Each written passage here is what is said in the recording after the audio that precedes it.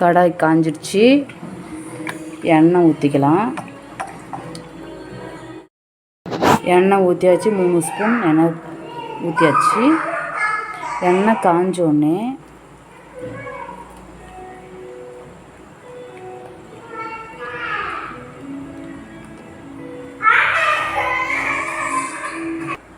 நாலு கிராம்பு,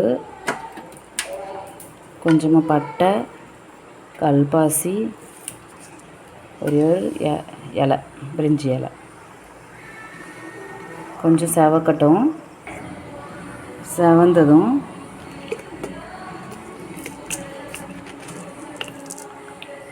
ஒரு ஸ்பூன் பெருஞ்சீரகம்,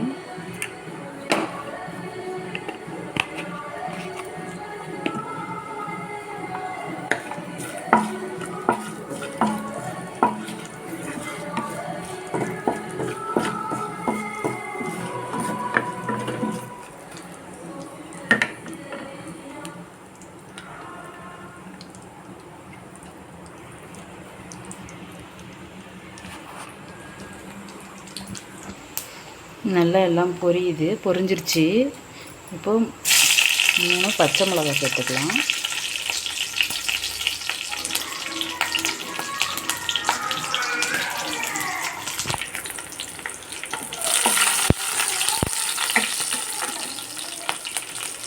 பச்சை மிளகாய் சேர்த்தாச்சு. இப்போ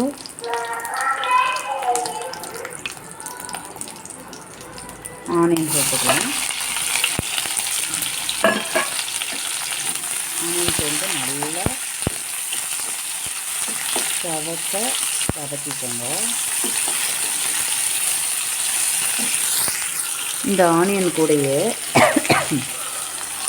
பூண்டு, கருவேப்பிலை ரெண்டும் சேர்த்து நல்லா வதக்கிக்கலாம். அப்போ தான் அதோட வாசனை நல்லாயிருக்கும், டேஸ்ட்டும் நல்லாயிருக்கும். நல்லா ஆனியன் பொன்னிறமாக வரணும், அது வரைக்கும் வதக்கிக்கணும். நல்லா ஆனியன் பொன்னிறமாக வதங்கிட்டு இருக்குது.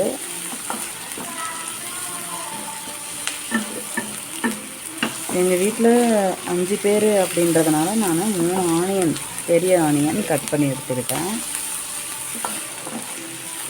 6 பெரிய தக்காளி, 3 ஆனியனுக்கு 6 பெரிய. நல்லா ஆனியன் பொன்னிறமாக வதங்கிடுச்சு.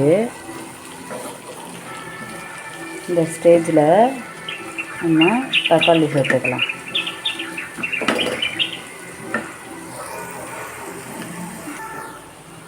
இந்த ஸ்டேஜில் நம்ம நறுக்கி வச்சுருக்க 6 தக்காளி சொன்னேன் இல்லையா, 3 வெங்காயம், பெரிய வெங்காயம் 3, 6 தக்காளி சேர்த்துருக்கேன்.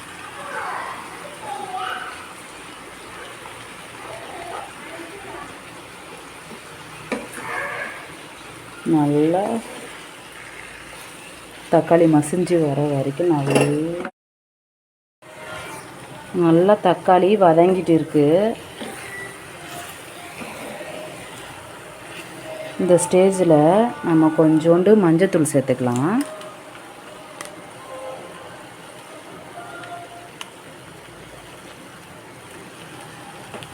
மஞ்சத்தூள் சேர்த்துட்டு நல்லா கலக்கிக்கலாம்.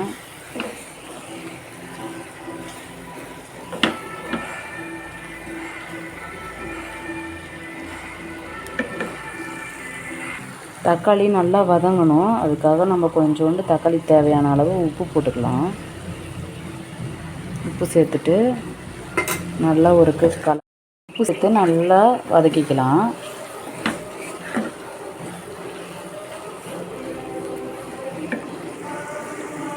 வதங்கிட்டு இருக்க இந்த ஸ்டேஜில் நம்ம ஒரு 1.5 ஸ்பூன் அளவுக்கு தனி மிளகாய்த்தூள், தேவையான அளவு தனி மிளகாய்த்தூள் போட்டாச்சு.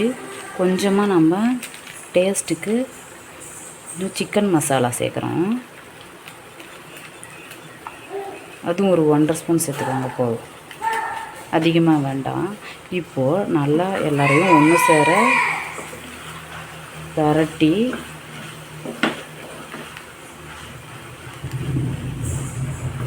நல்லா ஒன்று சேர பரட்டிக்கலாம்.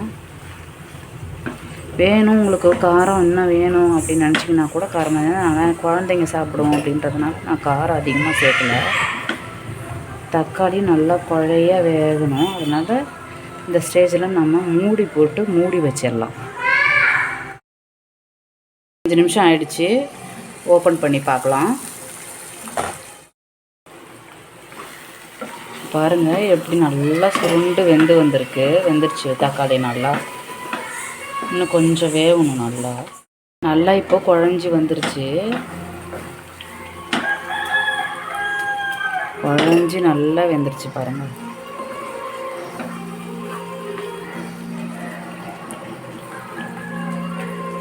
உங்களுக்கு இன்னும் குழஞ்சி நல்ல எண்ணெய் பிரிஞ்சு வரணுன்னா கூட நீங்கள் இன்னும் ஒரு 10 நிமிஷம், இன்னும் ஒரு 5 நிமிஷம் விடலாம். 10 நிமிஷம் ஆயிடுச்சு. இன்னும் ஒரு 5 நிமிஷம் நல்லா எண்ணெய் பிரிஞ்சு வரணும் அப்படின்றதுக்காக இன்னும் ஒரு 5 நிமிஷம் சிம்லேயே வச்சு வேக விடுங்க. 5 நிமிஷம் ஆயிடுச்சு. ஓப்பன் பண்ணி பார்க்கலாம். பாருங்கள் இப்போ தான் எண்ணெய் பிரிய ஆரம்பிக்குது. இன்னும் ஒரு 2 நிமிஷம் விடலாம். எண்ணெய் பிரியட்டும். நல்லா எண்ணெய் பிரிஞ்சு வரட்டும். ஓப்பன் பண்ணிடலாம். போதும். ஓப்பன் பண்ணியாச்சு. நல்லா எனக்கு எண்ணெய் பிரிஞ்சு வந்துருச்சு.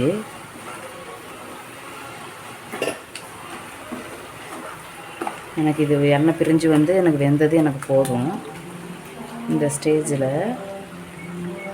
நம்ம ஒரு ஸ்பூன் நெய் விட்டுக்கலாம். ஏன்னா கொஞ்சம் காரமாக இருக்கும். சின்ன பிள்ளைங்க சாப்பிடுது அப்படின்னா கொஞ்சோண்டு நெய் விட்டுக்கலாம்.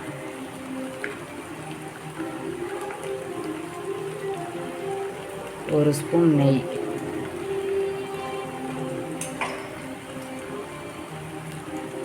சின்ன பிள்ளைங்கன்னு இல்லை,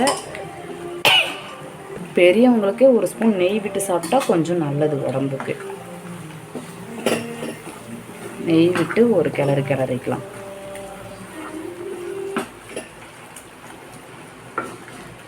பார்க்குறதுக்கே நாக்கு வச்சு ஊறுதா. சாப்பிட்டாலும் செம்ம டேஸ்ட்டாக இருக்கும். மேலே கொஞ்சம் கொத்தமல்லி இலை தூவி இறக்கிக்கலாம். அவ்வளோதான். ஸ்டவ்வை ஆஃப் பண்ணிடலாம்.